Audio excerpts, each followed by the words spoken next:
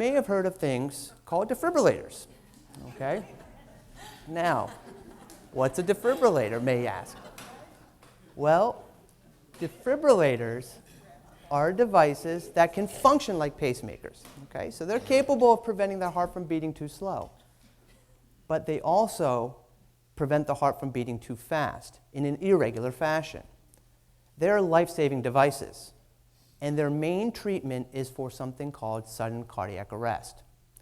Now, sudden cardiac arrest is when the bottom chambers of the heart, and we all have four, two on the top, two on the bottom, and when these bottom chambers start fibrillating or quivering, and when that happens, blood doesn't flow well.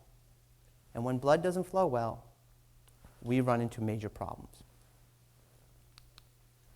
The problem that we face in this country is that sudden cardiac arrest is the #1 killer in this country. 450,000 patients per year, on average, die from this particular problem. This is greater than strokes, lung cancer, breast cancer, and AIDS combined. It is such an important problem that nowadays, when you go into public venues, you may notice that aside from just having a fire extinguisher on the wall, you probably see something called an AED. That's a defibrillator, because we have learned that when patients collapse, if they don't get defibrillated, they die. How quickly do they have to be defibrillated? Well, every minute that goes by without getting shocked, your chance of surviving decreases by 10 to 15%.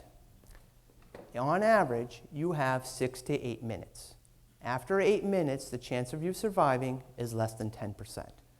So it is exceptionally important that if you qualify for a defibrillator, if you're at risk for a defibrillator, that one should be considered for one. So you may wonder, what are my risk factors? How do I figure out if I'm somebody who should be considering a defibrillator?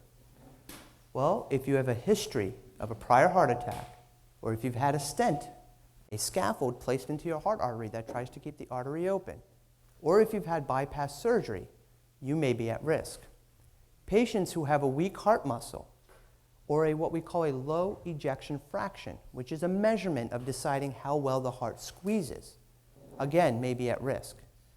Patients who have a history of something called congestive heart failure, where fluid backs up into the lungs, or if you've had a history of cardiac arrest, you've been fortunate enough to survive one of these events, then you certainly should be getting a defibrillator.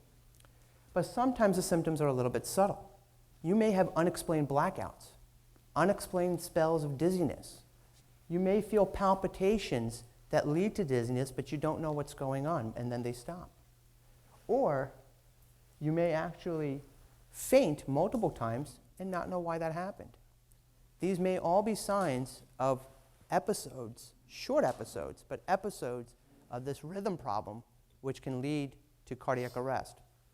Unfortunately, the vast majority of patients don't have any symptoms at all. The first time they show up is when they have their cardiac arrest. And we hope that we're able to save them so that way we can give them this life-saving therapy.